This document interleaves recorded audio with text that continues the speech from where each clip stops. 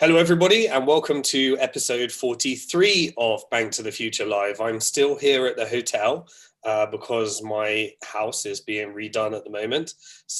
And I am also suffering from a bit of a recovery from a flu that I've had this week. But hopefully my voice will all come through. I think I'm towards the end of it. But if I have a sudden coughing fit, I'll just pause the video. I'll mute my sound, and I'm sure Carlos can keep you entertained because he's a very seasoned interviewer or interviewee as well. So we're very happy to have Carlos, the CEO and founder of Securitize. We're going to spend approximately the next 45 minutes to an hour discussing the latest with Securitize, what's happening in the security token space, and you can get your questions answered from Carlos as well. So Carlos, thank you for joining us. This is going out to our investor community and Bank to the Future community, and they have been watching progress with Securitize with interest. So really excited to get some updates on what's happening in your world.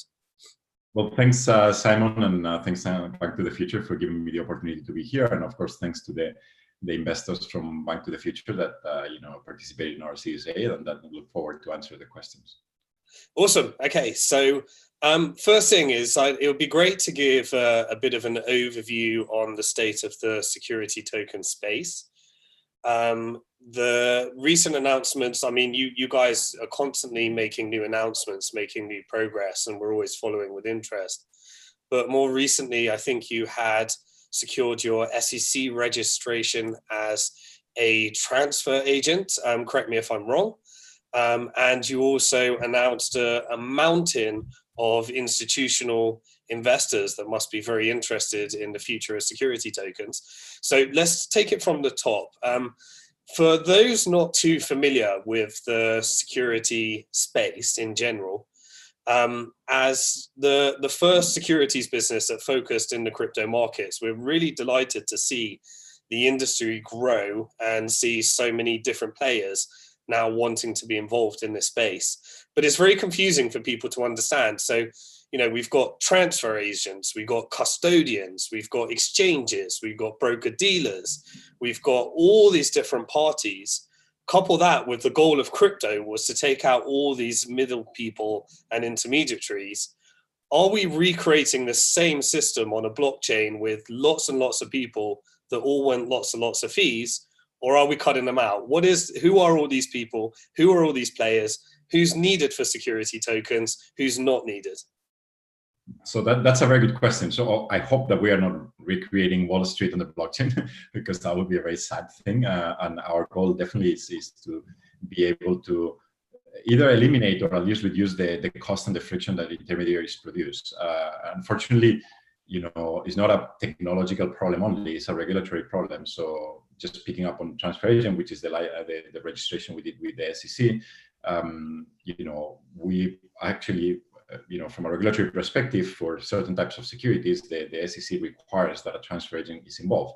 So you can't eliminate the intermediary, but you can actually make it much more efficient and faster and cheaper than current intermediaries. And that's Before you go, Carlos, help us understand, what is a transfer agent? What function do they perform? Why are they important? All right, why don't we do something? Let's take one step behind and let's explain kind of like how it flows a security from an issuance perspective all the way until it gets to the investor, and then we can explain there what the role of a transfer agent is. So a security basically is a financial instrument that people purchase to basically benefit from the works of others. So like, let's say you buy Apple shares because you think Apple as a company with their employees is going to do well, and therefore the value of the company is going to appreciate, and the shares that represent equity in the company are going to go up in value. So those are securities, and I just want to make it clear, because these are very different than all the type of instruments that have certain utility or are currencies that you can actually use to perform things, but that don't necessarily you don't expect to profit from the benefit of others for this instrument. Well, let's dig into that as well, because I think everyone that was buying tokens originally was expecting to profit, right? So what's the difference here? I think that's the reason why the SEC, in particular in the US, has been going after the ICOs, even though many of the ICOs claimed that they were issuing a token that had a certain utility. Let's say you could pay for a service or you can incentivize a mechanism on a blockchain.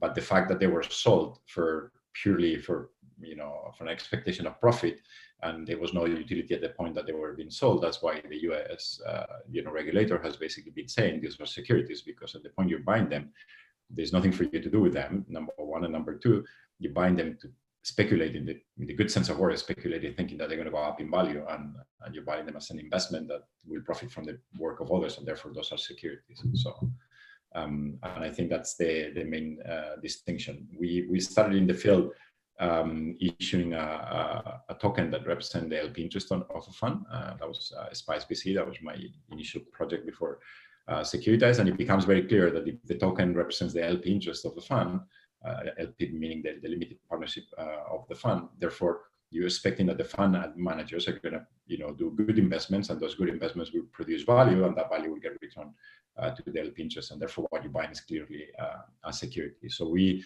decided to focus strictly on securities, and the reason is because securities are very complex and convoluted instruments. First, because they're regulated, therefore you have to follow laws, and second, because those regulations are also complex and depends on the type of security that the instrument represents, the type of filings or exemptions that you have with regulators, and also they change country by country, which make it even more complicated if you're aiming at issuing and managing securities across the globe. So I think we have a clear understanding what security is. Security is something you buy to basically profit from the increasing value because of others' work. And then the process is the following. So first there is an issuer, that is the one that is issuing the security. So let's say you are the owner of a company or represent the shareholders, and therefore you issue equity in the company, or you have a building that is a real estate building, and you put it on a vehicle and then issue equity against the vehicle that contains the building, or you issue debt. So you basically borrow money from people and tell them that you're going to return a percentage of interest over time, and therefore that's a security, because people are going to benefit from you using that money to build something and be able to pay the interest, etc. So that's the issuer first. Then the issuer needs to sell the security, and then the first thing is needs to decide how he's going to sell the security, and that means whether the security is going to be registered or unregistered with a regulator. So if the security is registered with a regulator, typically in most jurisdictions across the world, the regulators are concerned about protecting retail investors, because they assume if someone has money, they should be able to know what to do with their money, and they should be able to get proper advice. And if they've accumulated wealth and money over time, it means because they have certain understanding about those things, and also because they have money. If they have money and they lose it, it's less let's say damaging for the person as if someone that doesn't have much money loses the money, right? So the first thing regulators tell you more or less across any jurisdiction is that you can either register the security with us or you don't register. If you register with us, we have to approve it. So we have to validate that what you're selling is legit, and there's no scam, and that it makes sense, and you've made all the necessary disclosures about what you're selling and the risks of the instrument, etc. And once they get it approved, typically you can then sell it to pretty much anyone you want. But of course, because you have to register, that there is a process that costs money, time, and has uncertainty, because you might actually not get it registered. So that's one type of securities, and typically those are, for instance, publicly traded securities. Let's say when a company goes public and it sells, shares on Nasdaq, they have to be registered with a regulator. In this case, if it's Nasdaq, the SEC, and then the SEC will go through a process of analyzing all the documentation, disclosures, etc., to basically approve the security and allow them to sell it to anyone. Now, what happens in reality is that the majority of the securities are not registered with regulators. They are what are called private securities, that most of them follow exemptions. In other words, you go to the regulator and you tell them, look, I don't want to go through this complex process of registering the security, which is going to cost money, it's going to take time, it has an uncertainty, etc. But I still want to sell a security. They say you're a startup and you're raising money and you want to sell equity in your company, right? Because you need, funding. Typically, that security is considered a private security, which is not registered with the regulator. And in most countries, not registering with the regulator means that you can only sell it to certain type of investors. And typically, those are investors that can prove that they have either knowledge or enough money to be able to take the risk of buying a security that has not been registered with the regulator. Okay, I'm just simplifying because every country has their own nuances, but I think that's kind of like the bigger picture, because there's a lot of also differences but similarities across how regulators deal with securities.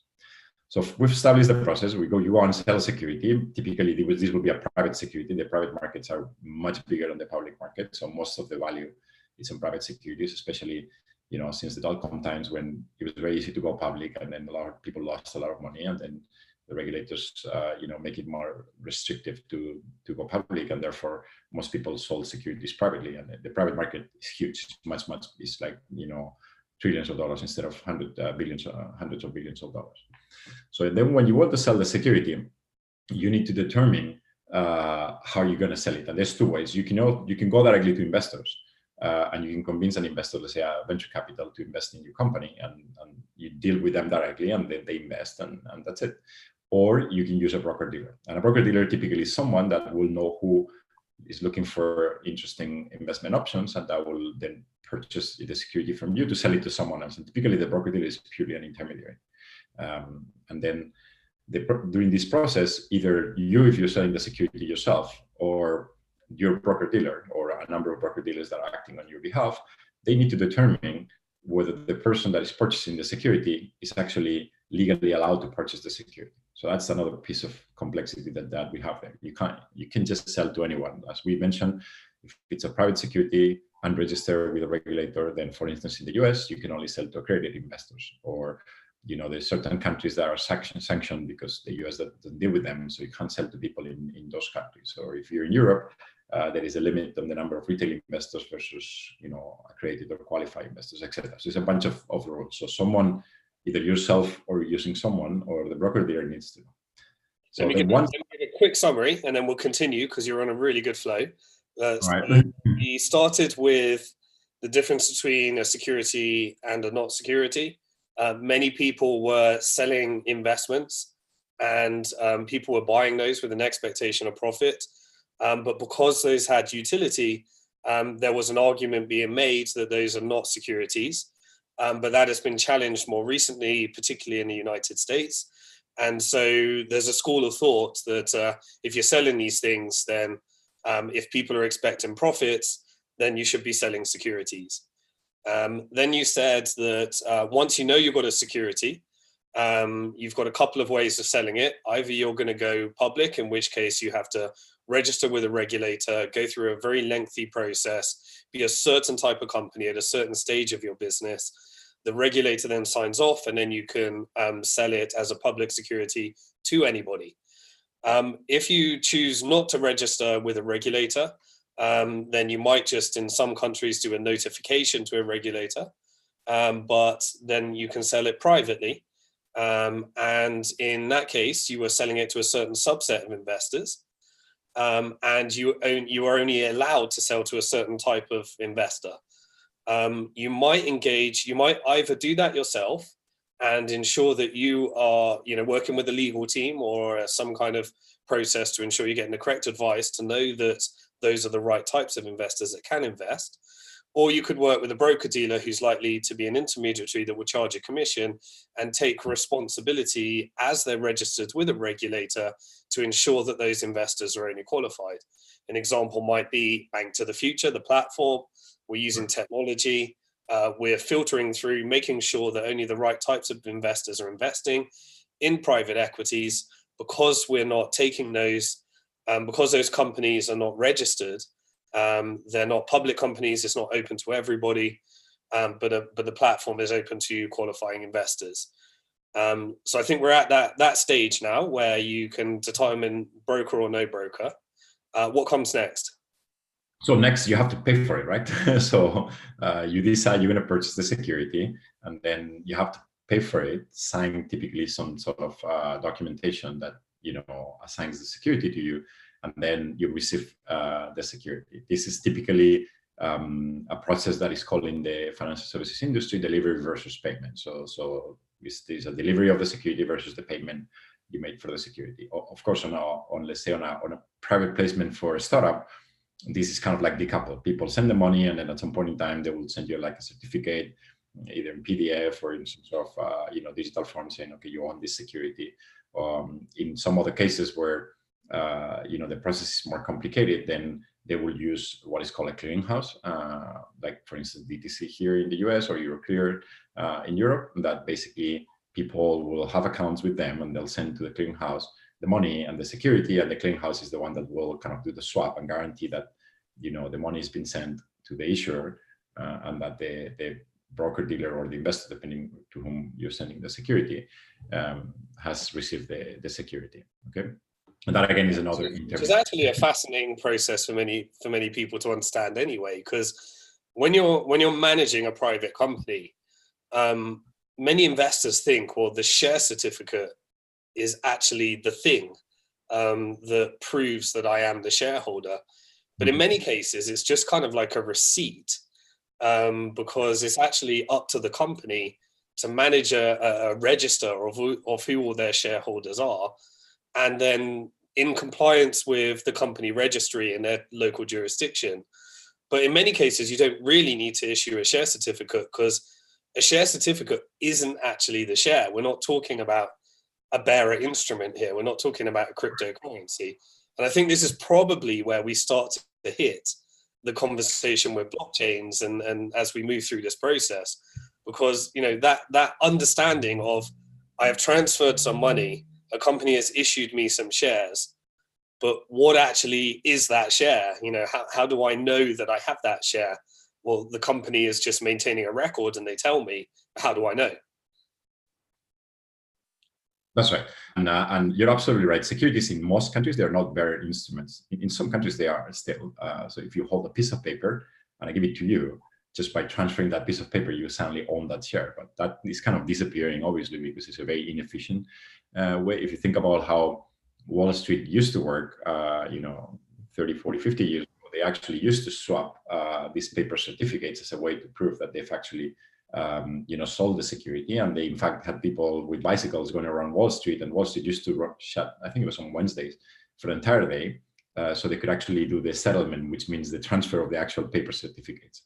Obviously, this is very inefficient and it doesn't scale. And Wall Street in particular had like a huge paper crisis of how they were dealing with securities, and then everything became digitized. So in most countries today, securities have no better instruments. The way you can prove you own the securities, because there's an entry on a ledger somewhere that tells you that you own that security. And that's where things get interesting, right? Because this is where blockchain actually comes. Blockchain at the end of the day is just a distributed ledger where you can record ownership of things, right? So digital securities on the blockchain are actually that, are the record of ownership of who holds the security. It's kind of like the record of the cap table, but instead of keeping it on a centralized database, let's say like Carta does in the US, you keep it on a distributed ledger. So there's actually traceability, immutability, auditability about how that security ownership move over time. So that's one of the things we do. We actually will produce this ledger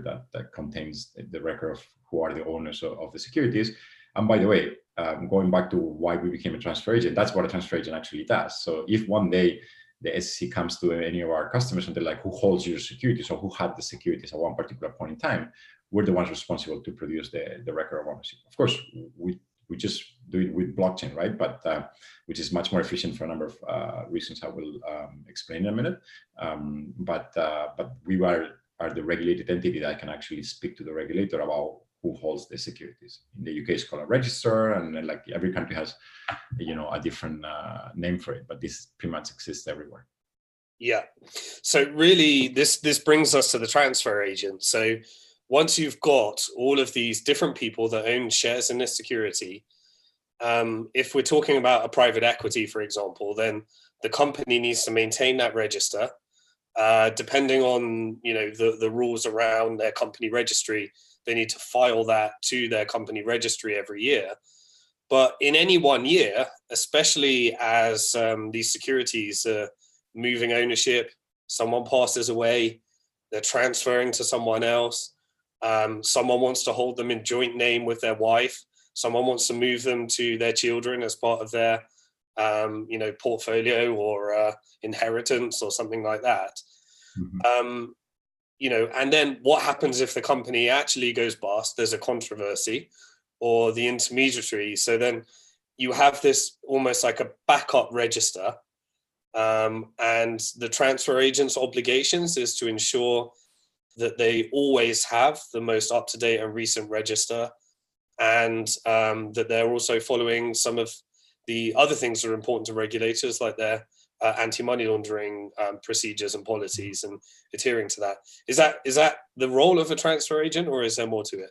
Yeah, that's a very good description. So as you were explaining, securities are live instruments, right? So once you issue them and you give it to someone, it doesn't mean that the story ends there. There is a lot of things that can happen throughout the life cycle of a security. Some of the things are things that you said, like personal reasons, like, I need to liquidate this position because I need cash to buy a house. So I need to sell this security to someone else, or I get divorced and I just need, my wife needs to get 50, or my ex-wife needs to get 50% of my shares or my securities, or, I create a trust for my children. I don't want to move the securities there under the name of the trust. So they actually change owner theoretically, or, the securities have voting rights and someone needs to vote, and you need to know who holds the securities to conduct a proxy vote, or, this security is a fixed income security and pays a dividend. And then you need to know who holds the securities to be able to pay them the dividend they are, entitled to.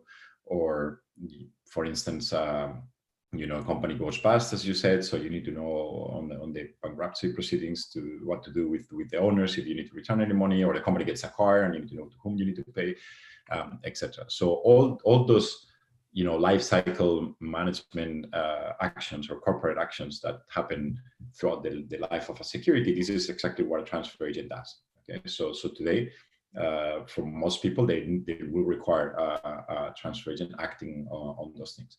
Now, remember, we said these are private securities, right?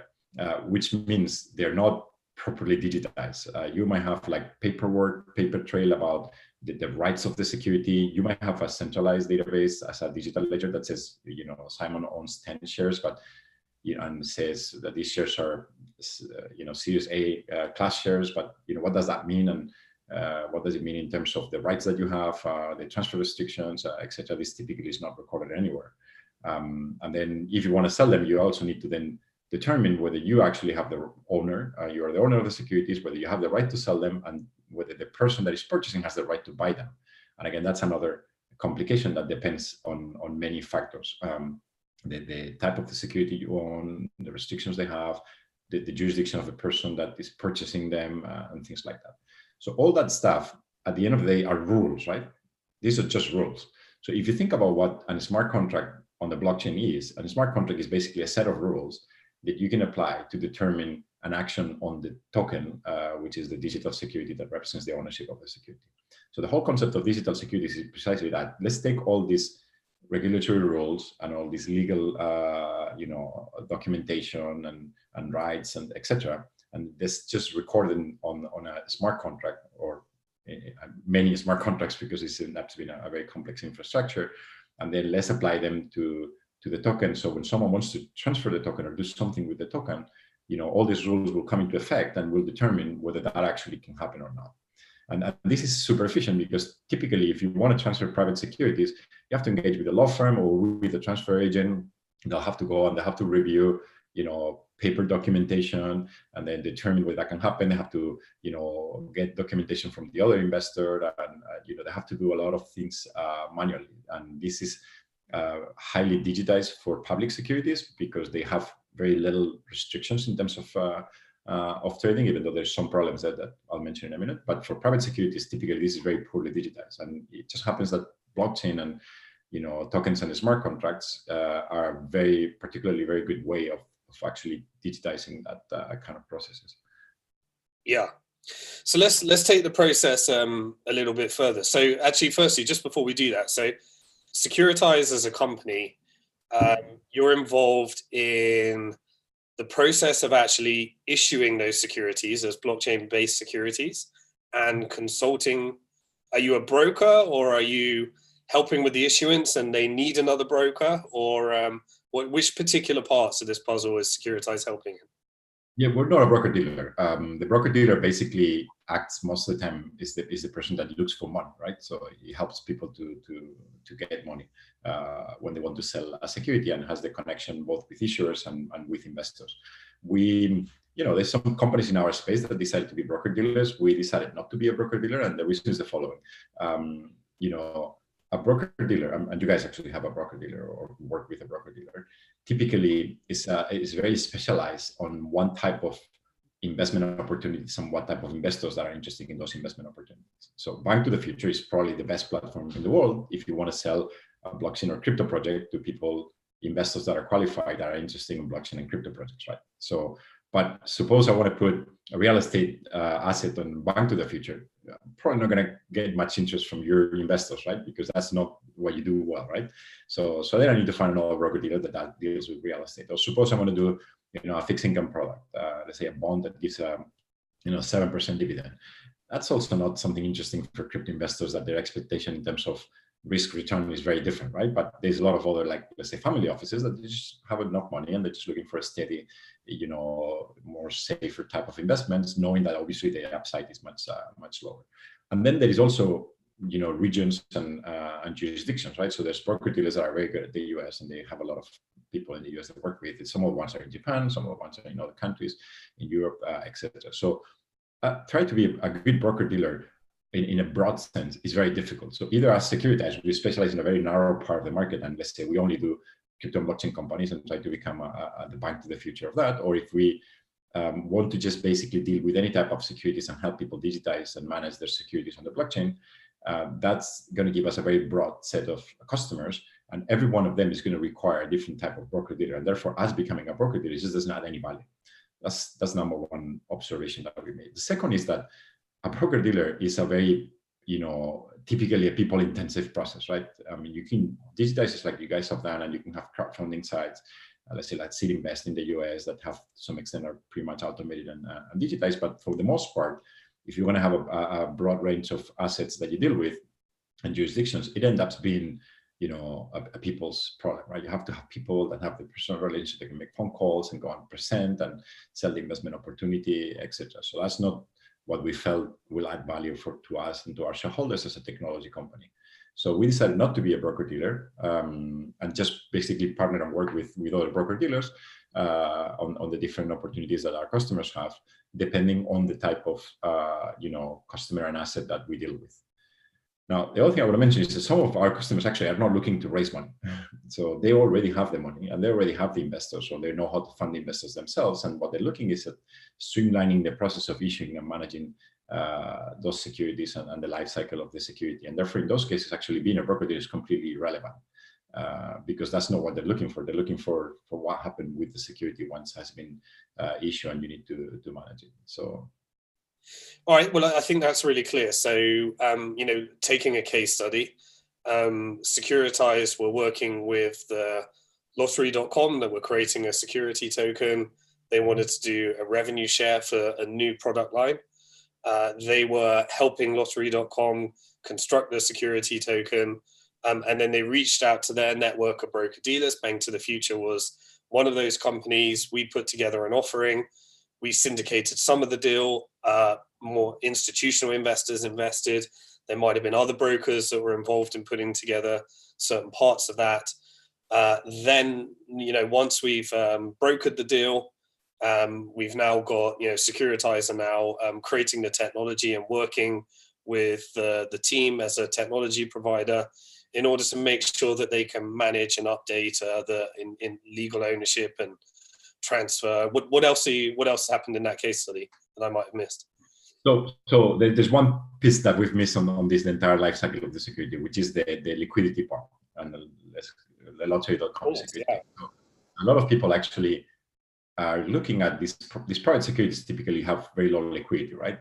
For two reasons. One is sometimes because the investors are actually looking for the upside on the investment and they're not really looking at buy and sell. And typically, let's say if you're a venture capital firm, you invest in a company and you know that the company is going to take X amount of years to exit, and that investment, is not liquid until the exit eventually happens.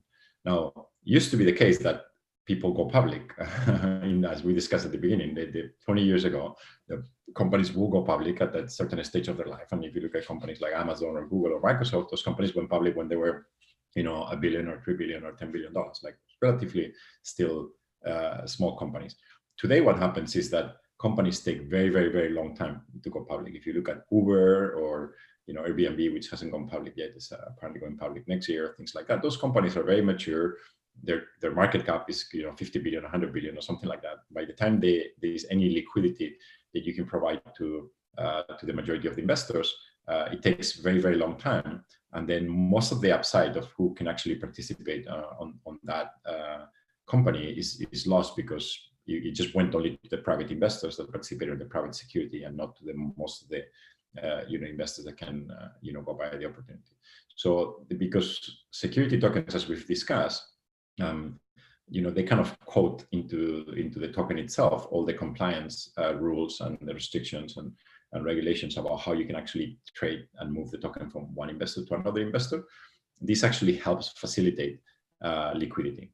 Of course, you can sell private shares, and Uber had secondary market for people buying Uber securities before they went public, and the same with Airbnb now.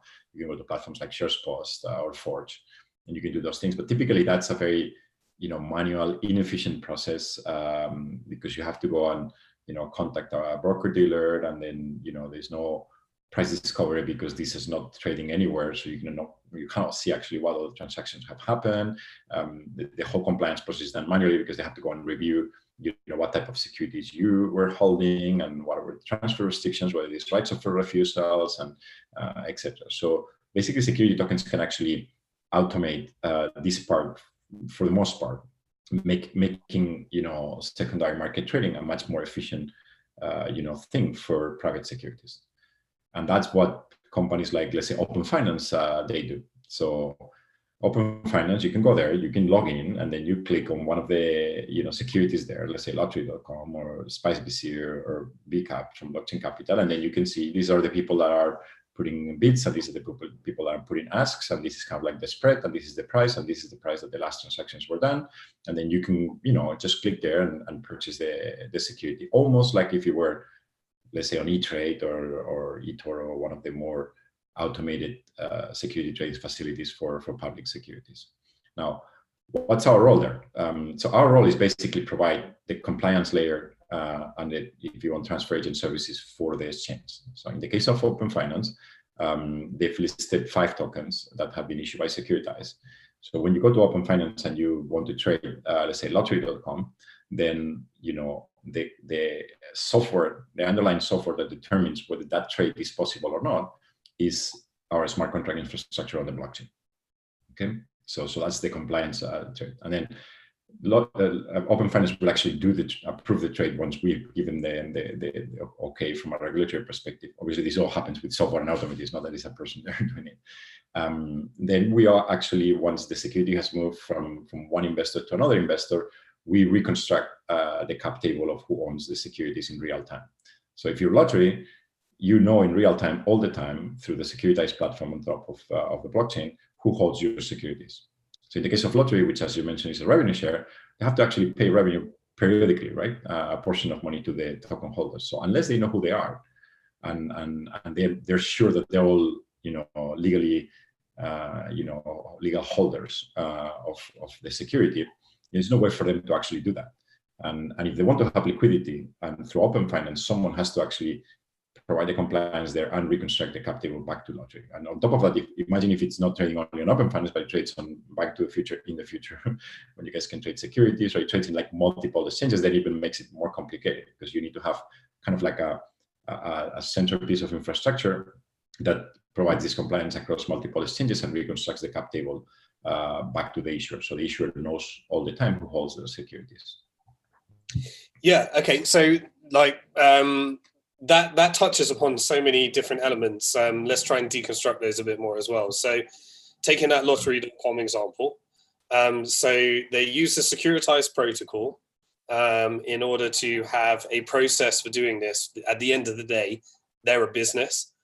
This is nothing but a nuisance or a pain dealing with these technology. It's a bit like Spice VC, really. You started as a VC fund, and then you just realized there is so much complexity involved in trying to do this tokenized offering. And you decided to create Securitize as a result of there's so much pain in it. and create a solution so that other people could do that and take out all the pain point. So Lottery.com uses the Securitize protocol, takes out some of the pain points there. You specialize in doing what you're doing so they can get on with, raising the funding, getting on with what they're trying to do. At BnkToTheFuture, we find investors to put in together a syndicate. You talk about some of those complexities. So, with the secondary markets, because of all the restrictions and rights and all that type of stuff, that's why we had to create our SPV structure and then make markets in our SPV. So we have secondary markets for some of the largest companies in crypto, but you're not actually buying shares in the underlying company. You're trading one of our SPVs that owns those shares in the underlying company, and they're backed 1-for-1. But in 2020, everything for us is about taking that process and really disrupting that process with partners like Securitize. So when we launched the BF wallet, we did an integration with the Securitize protocol so that we could issue the investors that invested in our SPV, they could swap some of their SPV through the Securitize protocol. The Lottery.com through the Securitize protocol, through the BF wallet could all communicate with each other. It could then update the cap table. They could ensure and approve that the KYC was correct, the compliance was correct. That leads to the whitelisting of an address, and then the records are all transferred. This is all done in a completely, automated fashion with, certain rules put into the protocol. And then once they're on the actual, that register, when Lottery.com wants to share some of its revenue and pay out a dividend, then that can all be distributed through this process. I guess in the future, at the moment, it's done with fiat currencies. In the future, I imagine more and more people will opt for cryptocurrencies, so it all can be settled on the blockchain rather than just acting as a ledger. But these is all a work in progress and gradual thing. But then you talk about one of the next thing, which is the secondary market piece. So 2020 for us is all about entering the security token market, launch of our security token exchange, having integrations with protocols and partners like yourselves. And so, I guess the final thing before I think we start looking into more of the questions that have come up is, what if we end up in this nightmare of everyone building security tokens in different ways and one exchange not being compatible with another exchange because the security was built upon a different blockchain, or it was built upon a different way, and we end up with a completely more disjointed system that was worse than before, because everyone's trying to own different parts of the ecosystem. Is that a real risk, and what needs to stop that from happening? Right. So first, worse than before is very difficult because the situation today is actually pretty bad. So let's touch on that first. Today, if you have a security that trades, which is the kind of the scenario that we want to get into on the digital securities space and security token space, the issuer actually, the only thing it knows is what is called the holder of record. So let's say you send, you're trading in Ameritrade and you're trading on NASDAQ and you're trading on eToro. The issuer will only see like 3 owners, which is Ameritrade, eToro, and NASDAQ.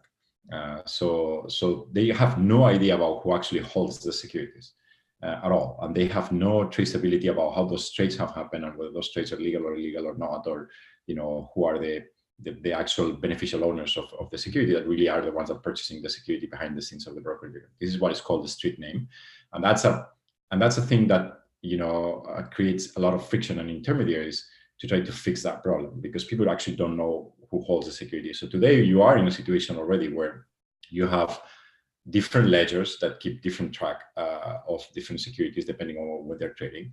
But on top of that, you have zero visibility about what happens behind the scenes on those ledgers, and you just see like one entry. Okay, so the situation today is pretty bad. Now, are we gonna get the same situation on the security token space? Because as you said, people will issue with Securitize and will do one protocol, and then other people will issue with other company and use a different protocol, and therefore you'll have to do 2 integrations. I would say that short term that's going to happen, and the reason is that all these protocols are still very immature to agree on a particular performance shape that everyone can adopt.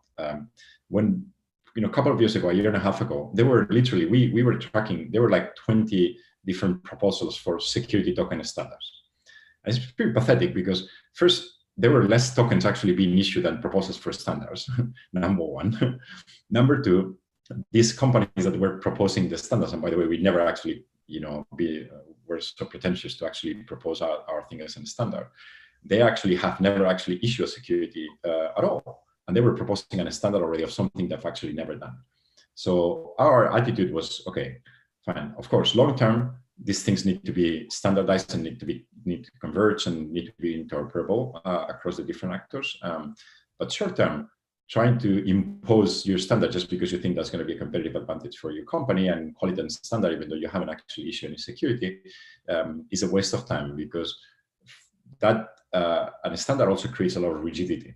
And I always like to explain the example of, the telecom industry, which, I spent 10 years there versus the internet industry that I also spent another 10 years.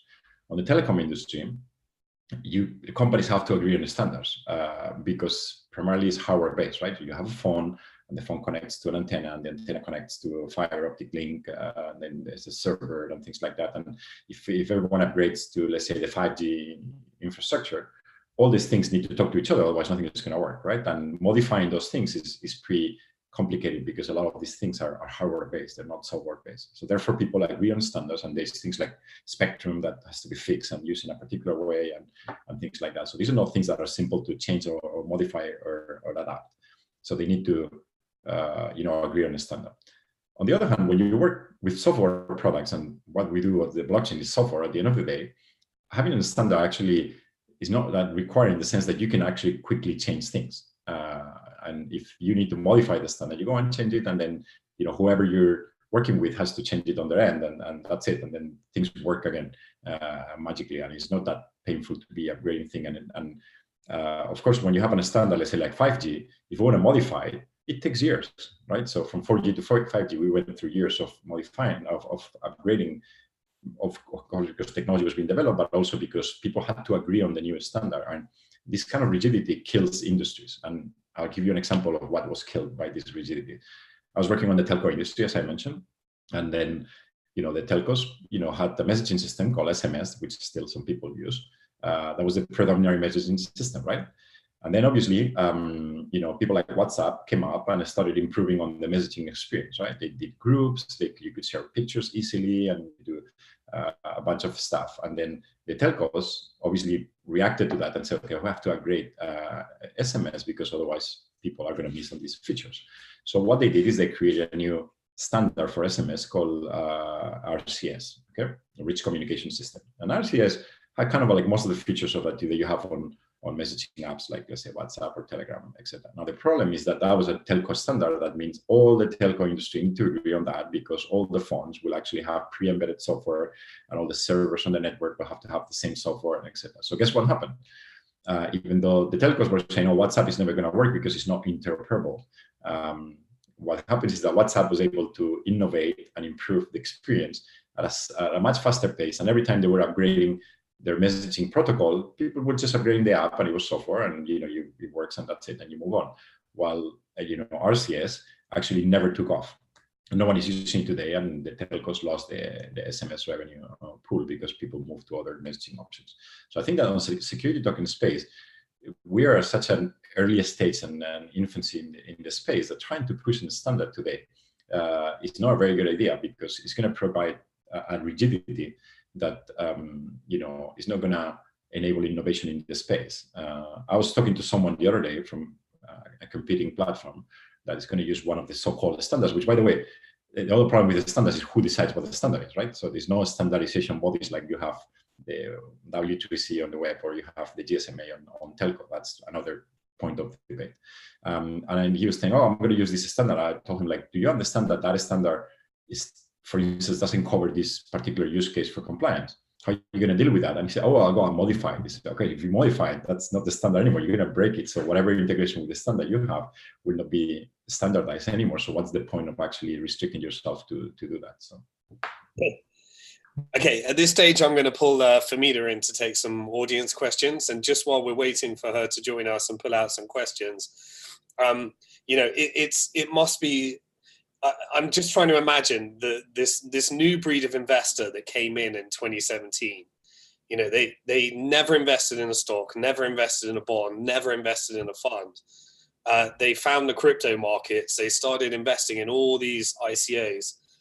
They came along. They went to a website. They had no KYC. They literally sent over some Bitcoin, which was as easy as sending an email. They received their asset. They owned that asset. They understood what that asset was. There was no intermediary. All they needed to do was look after the private key. It's no wonder we had this crazy boom market that onboarded so many people into crypto. And trying to explain, I'm just trying to imagine the 2017 investor trying to understand the complexities of these securities and all of this complex and problems that come into the equation. And they must be horrified just listening to this video.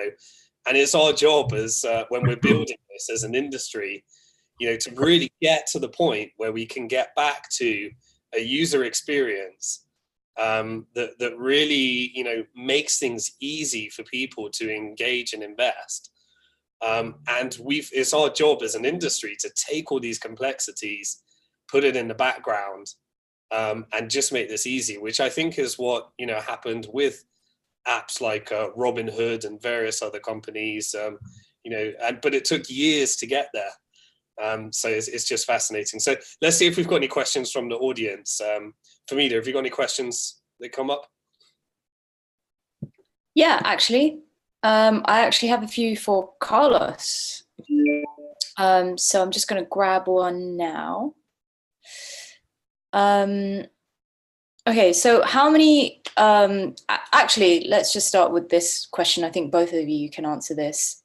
You've probably touched on it already, but just to clarify, what is the difference between security token and equity?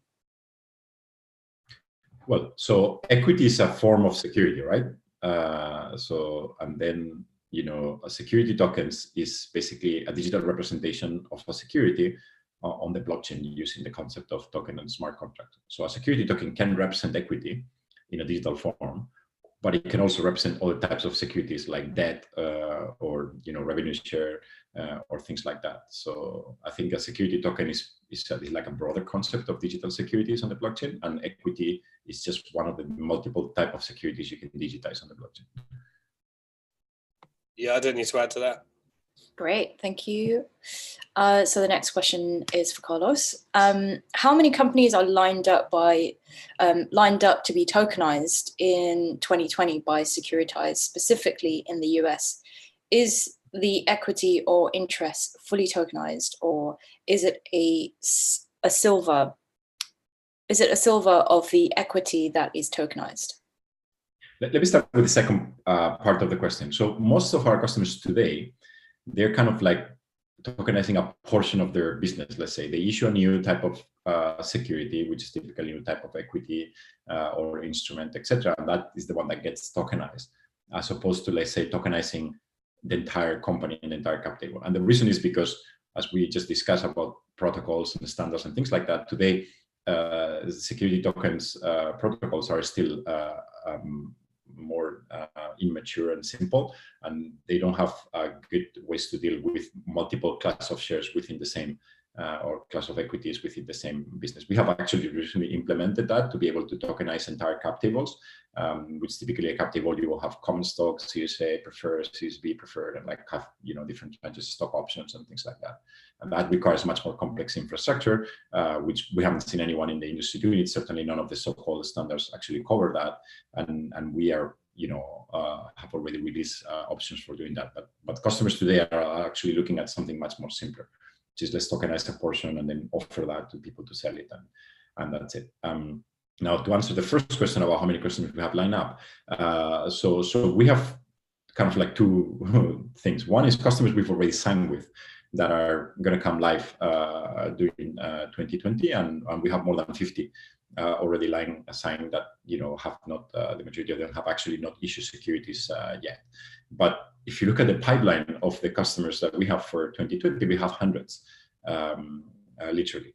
So we actually do get a lot of leads of people that come to us and that want to tokenize this, tokenize that, or issue securities or security. I think most of our work ends up being deciding which ones we want to work with and engage with to make sure these are successful projects that will issue a security that will stay live for a long period of time, because that's where the business and the value is, rather than just try to work with someone that is coming to the security token space to raise money for the wrong reasons, because it can't raise money traditionally and things like that. But I don't think there is a shortage of projects out there of people that want to do. And today, until very recently, the majority of our customers are in the US, because we're a US company based here, started here. I think you've seen the news recently, we've expanded first starting in Europe early this year, opening an office in London, but more recently in Asia, with particular focus in Japan, where we think there is a particular big opportunity for security tokens. And we have a good set of investors and partners there. And we recently even acquired a company there to have foot on the ground very quickly. Okay, great. You actually just mentioned Japan, and somebody has actually asked a question about that. What is the market share post Japan deals when in STO? I will assume we have pretty much the entire market in Japan, because I haven't seen any of my competitors actually doing anything in Japan or having any local presence, and there's no local companies in Japan that we know of that are doing anything relevant in the security token space, except precisely because the one which is recently acquired, called BnkToTheFuture, that was actually engaging with a number of security token projects, and some of them actually partnering already with us. So it's a very natural fit. I think Japan is going to be relevant for a number of things. First, is the third largest economy in the world after the US and China. So it's a very big economy. It's a highly digitized society, and the Japanese are early adopters of new technologies. There's a lot of enthusiasm about crypto and blockchain and new technologies and how this can get digitized. And more importantly, as opposed to maybe other countries where security tokens are still more like alternative assets or crypto type investors, etc., the institutionals there have been pushing towards the space and actively entering. Some of our shareholders, like Mitsubishi UFJ, is the largest bank in Japan, or Nomura Securities is one of the largest securities firms.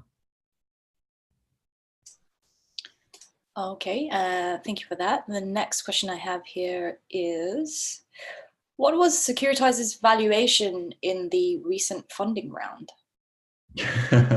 That's a very good question, which unfortunately I can't disclose because we have restricted information rights with our major shareholders, and we can't disclose publicly the valuation. But I can tell from people that participated in the earlier rounds that is obviously much bigger than it used to be.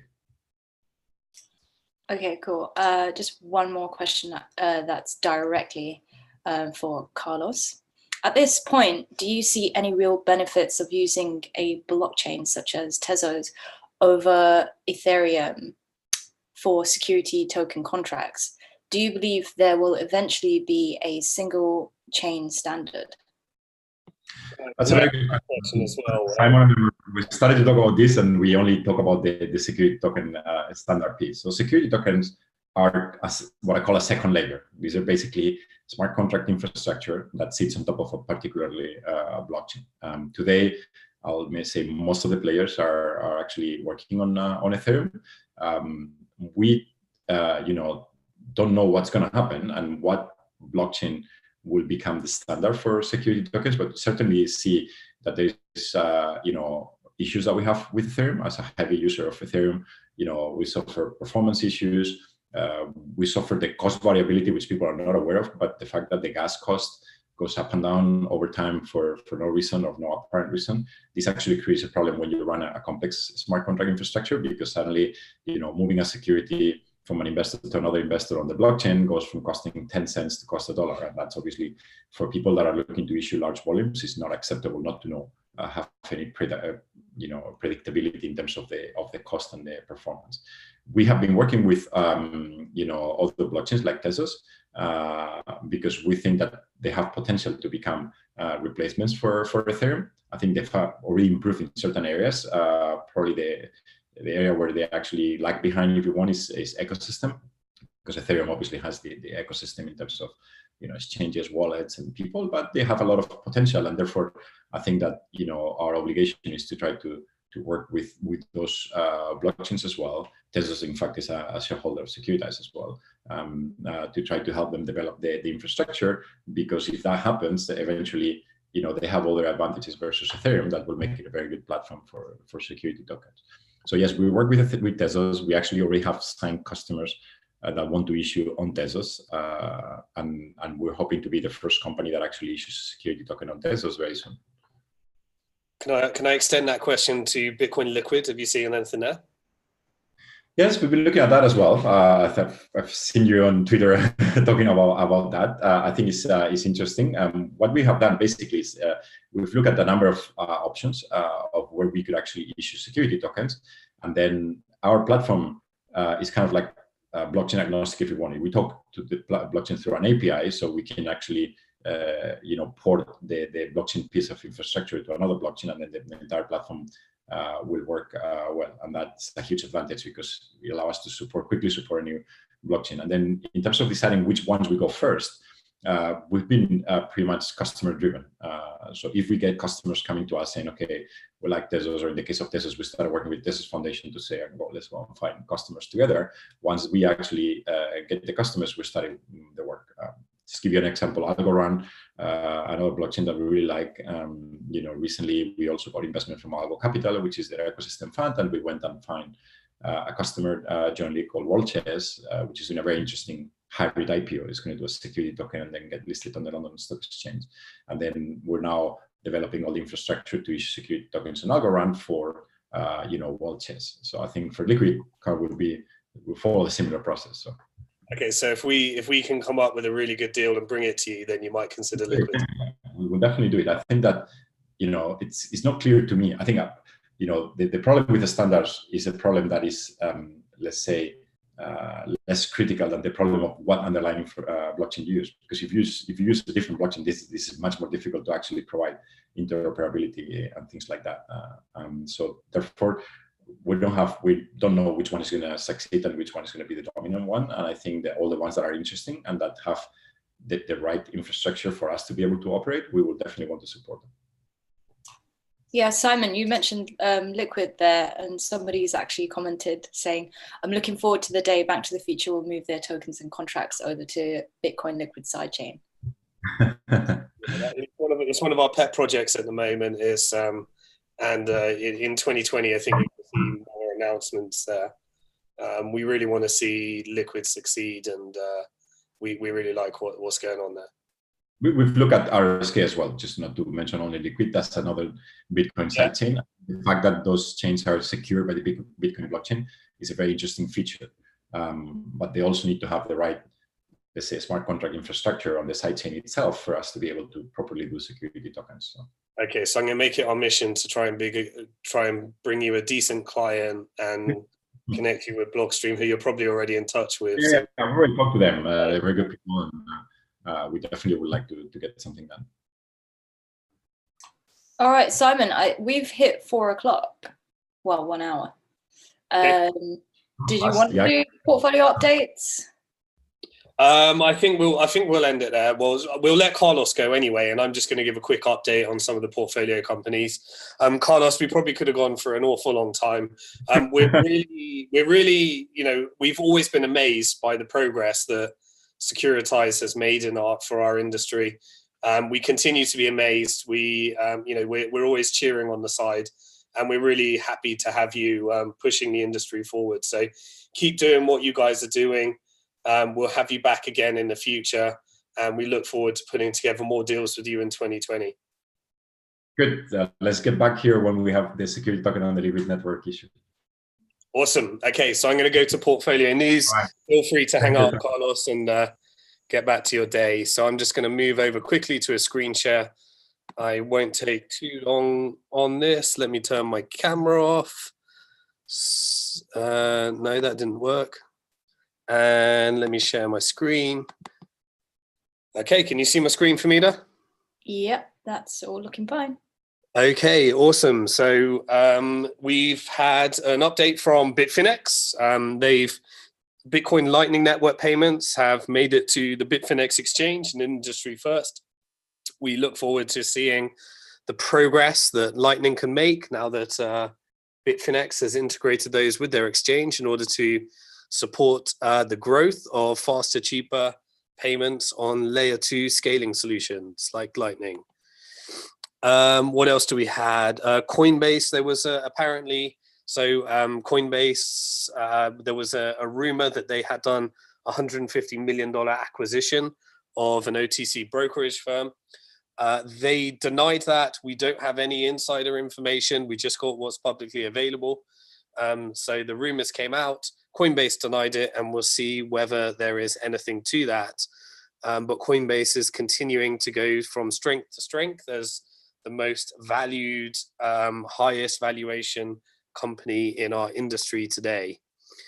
What else did we see? This is an interesting one. So we recently made a strategic investment in BMI Capital alongside CoinStreet, and both CoinStreet and BMI Capital, this is part of the whole security token ecosystem, did a partnership with our good friends Ledger in France in order to launch a digital asset custody service. So custody is another part of the equation, which is where institutional investors need to find a great place to store their security tokens, which I know is very counter to the crypto mantra of not your keys, not your assets. But institutional investors, nonetheless, for regulatory reasons, need to store those in other places. So we look forward to seeing what our good friends at BMI, our good friends at Ledger, and our good friends at CoinStreet Partners are putting together to build the ecosystem. What else was there? Telegram investor documents show that Bank of New York Mellon, Credit Suisse helped process part of the 1.7 billion ICO for Telegram. I don't know why that is news. Anyone that participated in the token sale, it was institutional only. It was all done via US dollars. Excuse me. They weren't accepting crypto payments, but apparently that is news. So we report it here. The banks were revealed. Also wanted to announce that if you head over to our Telegram channel, hopefully we can put a link in the description, or if Famida can easily find this link, maybe someone from the team can share it with her. We can put it in the live chat right now. But we just launched our announcement channel. On BnkToTheFuture, we'll be releasing a new homepage with updates in a lot of our new product offerings. But we'll have our Telegram announcement channel, and our good friend and our good team put together all of the announcements that we've made since approximately 2015, and put them together into the announcement channel. So you can have one Telegram channel for our chat, where our community hangs out and chats and asks questions, and also another one just with our announcements, so that you can really easily go back and see the history of what we've been up to. It's got very few members at the moment, so please, we're looking to build that announcement channel, and all future announcements will be posted there so that you can get the latest news. In 2020, we've got a real storm that we're doing a lot of announcements in the security token space, a lot of announcements for upgrades that we'll be making to the BnkToTheFuture token, a lot of new deals that we've already signed up that will be going live in 2020. New secondary markets going live every 2 weeks in 2020. We just did another one. I'm just going to take a quick sip of water because my voice isn't holding up. But you can see new secondary markets there.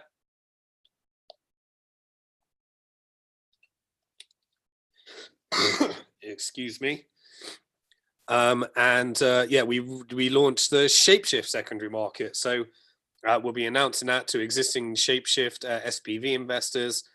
And we did a poll and vote, and you can vote for which ones on Twitter. We'll do another poll that you'd like to see next, because we're aiming to launch one every 2 weeks. But obviously that won't happen during the quiet period over Christmas and New Year's, because you've probably got more interesting things to do than looking at buying and selling Shapeshift shares in our secondary market on Christmas Day. What else did we have on our blog? We'll be making on the new homepage, we'll make sure that there's a much better link where you can filter more easily, and you can get the latest announcements and updates. We've been posting all the BF lives there. We've also got a great announcement coming very shortly. It's actually live on the platform right now, of our new loyalty and rewards program. we'll be releasing more and more details. It's the next stage of utility for the Bank to the Future program. And to give you a very brief overview before we make the announcement, as a thank you for joining our BF Lives, just take a quick sip of water. At the moment, if you hold 10,000 Bank to the Future tokens and you stake them on your BnkToTheFuture.com account by depositing them in the fund section, you get priority access to deals and 50% discounted trading fees when you pay them with your Bank to the Future tokens. We're releasing our Premium Plus membership. So the Premium Plus program is for those that hold a minimum of 100,000 Bank to the Future tokens. This was a frequent request from our community and suggestions. We've been listening to your requests. And what that does is it gives you an amazing loyalty and rewards program, whereby for every $1,000 that you invest in future deals on our primary market on BnkToTheFuture.com, you will get a bonus of 1,000 Bank to the Future tokens. Excuse me. Good job we're wrapping up soon, because Carlos did most of the talking and my voice certainly isn't ready for a whole normal episode. But we'll be announcing more details on that, so wait out for the blog and the news and announcement section. The new utility, get your accounts ready on Bank to the Future. If you deposit 100,000 Bank to the Future tokens and stake them there, you will qualify for our new loyalty and rewards program, whereby every $1,000 you invest in the primary market deals, you'll get 1,000 bonus Bank to the Future tokens. If you invest 10,000, you'll get 10,000 bonus Bank to the Future tokens. There are some terms and conditions around that. If the price changes in the future, we have the right to change that. But for now, that's the release, and that will be on the news and blog section. Remember to keep an eye on our public roadmap. Here's our Trello board where we go through all of our goals for the end of this year, what we're up to in 2020, and everything we did in the past as well. Our new secondary markets, as we said, we got more coming soon. And I think that is absolutely everything, which is good, because I don't think my voice is going to make it past another minute. So I'm just going to put my face for the final outro. I'll stop sharing the screen. I think I've already done that. And that's going to do it for episode 43 of Bank to the Future Live. We thank Carlos for joining us. We thank Famida for her moderating and bringing out some brilliant questions. We thank our community for bringing up those questions. And just before I pass out, I look forward to seeing you on episode 44 of Bank to the Future Live. And also in the new year, we'll be doing the US Roadshow. So future episodes are going to be live streams. We're going to slightly change in January, the timing of those. And I'm going to go now. That's going to do it for episode 43 of Bank to the Future Live. Thank you for your time.